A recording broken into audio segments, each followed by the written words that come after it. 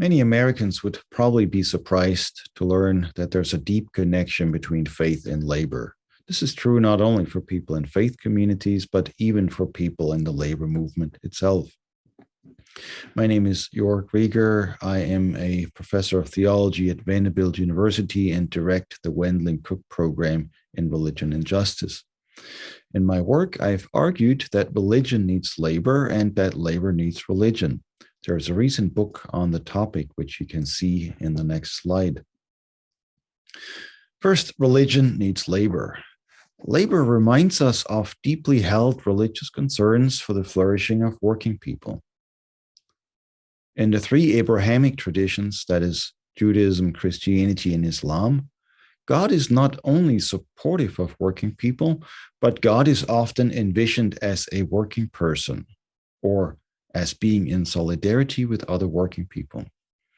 In the creation stories of these three traditions, for instance, you have God doing the work of a field worker planting a garden and forming Adam from clay, rather than God as being the boss who puts other people to work.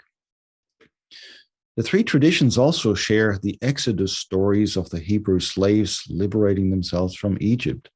There, God joins on the side of the slaves in a liberation struggle, and Moses comes alongside as the one who is a faith-inspired labor leader, you might say, or a labor-inspired faith leader.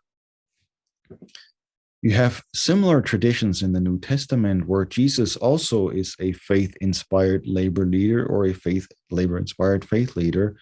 And you know the stories about his support for working men and women throughout the Gospels.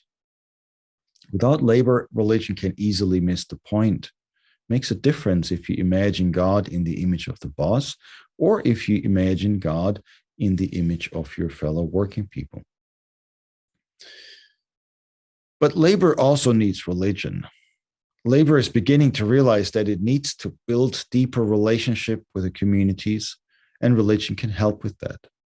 Churches, synagogues, mosques, and temples are places where the community meets and where organizing can happen and is often already happening. Faith communities can also be places where different values are held.